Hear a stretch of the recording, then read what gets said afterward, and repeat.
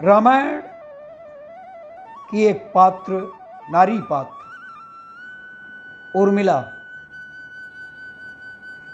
जो कदाचित बहुत कम चर्चा होती है और रामायण के नेपथ्य में इस महान नारी पात्र उर्मिला को ढकेल दिया जाता है, यानी ओझल कर दिया जाता है। उर्मिला की कहानी है त्याग और समर्पण की। देवी उर्मिला की जिनकी गाथा रामायण में भी नहीं मिलती, कितना आश्चर्य है ना। रामायण के कुछ विशेष पात्रों अथवा चरित्रों की बात तो सभी करते हैं, लेकिन एक ऐसा भी पात्र है जिसकी चर्चा बिरले ही कहीं मिलती है। आज जो हम बात करने जा रहे हैं, लक्ष्मण की पत्नी देवी उर्मिला की। लोगों का मानना है कि रामायण में उर्मिला के त्याग, सेवा, प्रेम और निस्वार्थ भक्ति को कम आंका गया है। रामायण में देवी उर्मिला एक साधारण महत्व की तरह से नारी पात्र अंकित की गई है, जबकि सत्य यही है कि उर्मिला का त्याग और समर्पण अतुलनीय था, अनमोल था। उर्मिला ने जो भी दुख सहे उस पर वो आंसू भी नहीं बहा पाई। बावजूद इसके रामायण में उर्मिला और उनके योगदान को वो जगह नहीं मिली जिसकी वो हकदार थी। उर्मिला के महान चरित्र, अखंड पतिव्रता, स्नेह और त्याग की चर्चा रामायण में जितनी होनी चाहिए, सच बात है, उतनी हो नहीं सकी। त्याग और समर्पण की अतुलनीय प्रतिमूर्ति ये नारी पात्र देवी उर्मिला थी। उर्मिला जनक की जैविक पुत्री थी, मतलब जिस तरह से सीता मिली थी ऐसा नहीं, उनकी पुत्री थी, जैविक पुत्री। माता सीता की बहन थी, यह भी सीता समान परम सुंदरी थी। जब राम, लक्ष्मण तथा जानकी वन को जा रहे थे, तब उर्मिला भी वन गमन के लिए उद्यत हुई, वो भी तैयार हुई। परंतु लक्ष्मण ने उन्हें तीनों सासुओं की सेवा करने तथा परिवार के सदस्यों की देखभाल करने की प्राथमिकता से अवगत कराया, और यह भी बताया कि स्वयं लक्ष्मण अपने अग्रज भाई राम के पास दास के रूप में जा रहे हैं और उनकी सेवा में व्यस्त रहेंगे तथा उर्मिला पर ध्यान नहीं दे पाएंगे। उनकी उपस्थिति कहीं मोहवश कर्तव्य पथ से विरत न कर दे, इसलिए वे उर्मिला को वन न ले जाने के लिए अपनी मजबूरी से अवगत कराया। और इस प्रकार लक्ष्मण द्वारा आग्रह करने पर वारी उर्मिला रुक गई, कोई जिद नहीं, और वहीं अयोध्या में रुकने पर बाध्य हो गई और पति की आज्ञा की अवहेलना नहीं कर सकी। पति की इच्छा को ही सर्वोपरि माना। विरह व्यथा में रहने की उनकी नियति बन गई। इससे उदात्त चरित्र और क्या होगा। जिस पति से मानो क्षण भर भी दूर नहीं रहना चाहता, उससे 14 वर्षों तक पृथक रहना विशाल आत्मबल का परिचायक है। त्याग की देवी कहना कोई अतिशयोक्ति नहीं होगी। उर्मिला के इस त्याग के बिना लक्ष्मण कभी अपने कर्तव्य पथ को पूर्ण नहीं कर सकते थे। रामायण में यद्यपि उर्मिला का माना जाता है, आप भी मानेंगे कि अपेक्षाकृत कम वर्ण हुआ, किंतु वह अत्यंत उत्कृष्ट और श्रेष्ठ पात्र है। उर्मिला के उन नाजुक कंधों पर लक्ष्मण जी बहुत बड़ा दायित्व डालकर चले गए। किसी भी स्त्री के लिए विवाह उसके संपूर्ण होने की निशानी होती है। वैवाहिक जीवन के वो अनमोल पल, वो जीवन सरिता जो कोई भी नववधु अपने पति के साथ व्यतीत करती है या व्यतीत करना पसंद करती है, शायद वो पल उर्मिला के नसीब में नहीं थे। इस दुनिया में कोई भी नववधु अपने पति से कुछ समय के लिए दूर नहीं रह पाती, किंतु देवी उर्मिला अपने पति से एक नहीं, दो नहीं, बल्कि पूरे 14 साल अलग रही। भला किसी नवविवाहिता स्त्री के लिए इससे बड़ा त्याग और समर्पण क्या हो सकता है। फिर भी उर्मिला के महान चरित्र, अखंड पतिव्रत, स्नेह और त्याग की चर्चा रामायण में जितनी भी होनी चाहिए नहीं हो सकी। उर्मिला के लिए सबसे अजीब स्थिति तो यह थी कि लक्ष्मण को दिए वचन के कारण वो आंसू भी नहीं बहा सकती थी। अगर उर्मिला पति के वियोग में आंसू बहाती और अपने दुख में डूबी रहती तो फिर परिजनों का ख्याल कौन करता, कैसे रख पाती वो? यह शायद ही कोई कल्पना कर सकता है कि किसी नवविवाहिता स्त्री के लिए अपने पति को 14 वर्षों के लिए अपने से दूर जाते देखना, उसकी विदाई पर आंसू न बहाना कितना कष्टकारी हो सकता है। जब श्री राम जी के वनवास प्रस्थान के बाद महाराज दशरथ स्वर्ग सिधार गए, तब भी अपनी वचनबद्धता के कारण उर्मिला रो नहीं सकी, नहीं रोई। आखिर उस हृदय विदारक क्षण में अपने को संभालना उर्मिला के लिए कितना मुश्किल पड़ रहा होगा। हालांकि महाराज जनक अपनी पुत्री को उसके मायके मिथिला ले जाना चाहते थे, ताकि मां और सखियों के बीच में उर्मिला के पति वियोग का दुख कुछ कुछ कम हो सके। लेकिन उर्मिला ने मिथिला जाने से अपने पिता से साफ इनकार कर दिया। उर्मिला के अनुसार अब पति के परिजनों के साथ रहना और दुखों में उनका साथ न छोड़ना ही उनका धर्म है।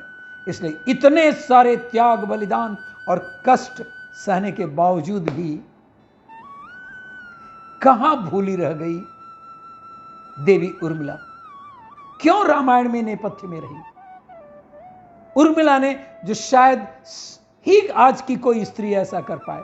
इसलिए वर्तमान की दृष्टि से देखें तो उर्मिला रामायण की सबसे अतुलनीय और पवित्र पत्नी के साथ साथ त्याग और बलिदान तथा समर्पण की देवी है। आज की पीढ़ी के लिए उर्मिला का व्यक्तित्व सबसे ज्यादा सम्मानीय और पूजनीय है। उर्मिला इस धरा की अनमोल मोती है, रामायण की सबसे मूक एवं गंभीर नायिका है। त्याग के मामले में उर्मिला से अधिक त्यागमयी नारी का वर्णन नहीं है। कर्तव्य निष्ठा, वचन निभाने वाली सरला, निश्चल एवं सुशीला स्वभाव की नारी थी उर्मिला। ऐसी मान्यता है कि राम जानकी के वनवास गमन की प्रथम रात्रि में जब वे दोनों सो गए तो लक्ष्मण रात भर जगकर उनकी रक्षा करते रहे। निद्रा देवी जब अपने वश में लक्ष्मण को करना चाहा तो लक्ष्मण के प्रार्थना तथा कर्तव्य का सम्मान करते हुए उन्हें 14 वर्ष तक वश में न करने की बात स्वीकार कर ली, अर्थात तुम्हें नींद नहीं रहेगी, ये उन्होंने मान लिया। परंतु प्रकृति के नियमानुसार लक्ष्मण के हिस्से की नींद को किसी न किसी को लेना अनिवार्य था। यह जानकर लक्ष्मण ने निद्रा देवी से आग्रह किया कि यदि यह आवश्यक है तो वह उर्मिला से इस वहन करने को कहें, क्योंकि वो विश्वस्त थे कि उर्मिला इस बात को स्वीकार कर लेगी, क्योंकि उन्हें ज्ञात था कि उर्मिला वनवास खंड में अपना योगदान देना चाहती थी और यही योगदान था उर्मिला के लिए। निद्रा देवी ने जब उर्मिला को बताया तो उसने सहर्ष स्वीकार कर लिया और वो 14 वर्षों तक दिन रात सोती रही। यदि लक्ष्मण निद्रा देवी के माध्यम से संदेश नहीं भिजवाते तो संभवतः वे 14 वर्षों तक सो नहीं पाती और उनका विरह के कारण जीवित रहना मुश्किल हो जाता। उर्मिला के सहयोग के बिना लक्ष्मण कभी मेघनाद को पराजित नहीं कर पाते। रावण का पुत्र मेघनाद अत्यंत शक्तिशाली योद्धा था तथा उसे वह वर प्राप्त था कि उसे वही हरा सकता है जो वर्षों तक सोया न हो। लक्ष्मण उर्मिला के सहयोग से वर्षों तक सोए नहीं थे, भाई के सेवा में संलग्न थे, अतः उर्मिला के सहयोग से ही लक्ष्मण मेघनाद को हरा पाए। अयोध्या लौटने पर जब निद्रा देवी लक्ष्मण की प्रतिज्ञा की स्मृति करवाई तो लक्ष्मण जी सोने लगे तो उर्मिला की नींद टूटी और जागृत हुई। उत्कट प्रेम था उर्मिला का लक्ष्मण के प्रति। पति पत्नी का संबंध इतना प्रगाढ़ होता है कि क्षण मात्र भी वियोग आसानी होता है। वो लक्ष्मण के प्रति उर्मिला का स्नेह ये अटूट ही था। इसलिए भगवान उर्मिला का स्नेह देखकर यह लीला स्वयं रची होगी और विरह व्यथा में उसका जीवित रहना यद्यपि अत्यंत कठिन हो जाता, फिर भी पति वियोग में रहना मृत सदृश ही है, इसलिए नींद में ही रही, अर्थात मृत प्राय ही रही, और पति के अयोध्या लौटने पर उसकी निद्रा टूटी, अर्थात जग पाई। उर्मिला इस धरा की अनुपम कृति है, संसार की सबसे अद्वितीय अप्रतिम नारी है। उनका पति प्रेम, परिवार के प्रति समर्पण, अपनी बहन जानकी से उत्कट लगाव निसंदेह अनुकरणीय है। यदि भ्रातृ प्रेम में लक्ष्मण संसार में सर्वश्रेष्ठ हैं, तो भगिनी प्रेम में उर्मिला सर्वोत्तम, यशस्विनी उर्मिला इस वसुधा की सबसे अतुलनीय तथा सम्मान की उपयुक्त पात्र है। और जब तक सूर्य चंद्र अवस्थित रहेगा, तपस्विनी उर्मिला का पति प्रेम हर मानव के मानस पटल पर अंकित रहेगा। आइए हम एक कवि के उद्गार उर्मिला के प्रति आपको प्रस्तुत करूं। दृश्य उस समय का है जब श्री राम, लक्ष्मण और माता सीता अयोध्या लौट आते हैं। उस समय का एक दृश्य कवि ने अपने भावों को बांधा है। टिमटिमाते दियों से जगमगा रही है अयोध्या, सरयू में हो रहा है दीपदान, संगीत और नृत्य के सम्मोहन में है सारे नगरवासी। हर तरफ जय घोष है, क्योंकि अयोध्या में लौट आए हैं राम। उर्मिला किसी मनस्विनी सी उदास ताक रही है शून्य में, सोचते हुए राम और सीता के साथ अवश्य ही लौट आए होंगे लक्ष्मण। पर उनके लिए उर्मिला से अधिक महत्वपूर्ण है अपने भातृधर्म का अनुशीलन। उन्हें अब भी तो लगता होगा हमारे समाज में स्त्रियां ही तो बनती हैं धर्म ध्वज की यात्रा में अवांछित रुकावट। सोचकर सिसक उठती है उर्मिला। चुपके से काजल के साथ बह जाती है नींद, जो अब तक उसके साथ रह रही थी सहचरी सी। अतीत घूमता है उसके मन में किसी चलचित्र सा, गाल से होकर टपकते आंसुओं में बहने लगते हैं कितने ही बिंब, सोचती है उर्मिला। सच परम सुंदरी है मेरी बहन सीता, पर क्या मुझ में कोई कमी है ईश्वर? काश मैं भी पिता को मिली होती किसी नदी नाले या खेत खलिहान में।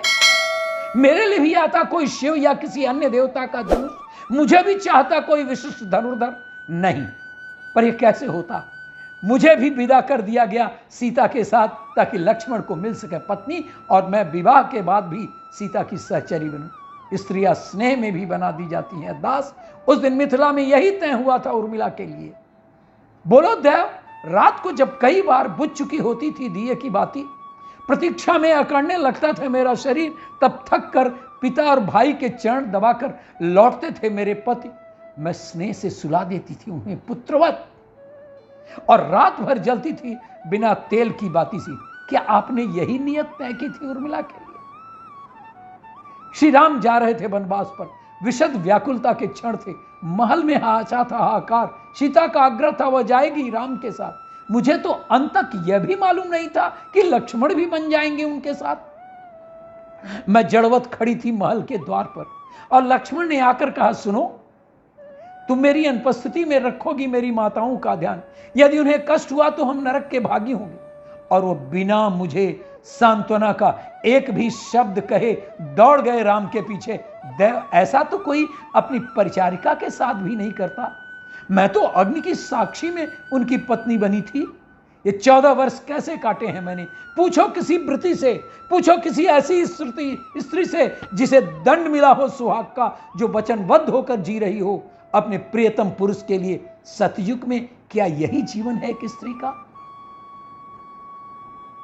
दीप पर्व है आज, और किंतु मेरे मन में एक गहन अंधकार है। सच कहूं तो मुझे प्रतीक्षा नहीं लक्ष्मण की, मुझे प्रतीक्षा नहीं है अपने धर्म परायण पति की। उनका आना है किसी शेषनाग का, जिसके फन पर पूरी पृथ्वी स्थापित है, जो फूंकार कर सकता है, भस्म कर सकता है पूरा ब्रह्मांड, पर अपने आप को प्रेयसी के कक्ष तक नहीं पहुंचा सकता।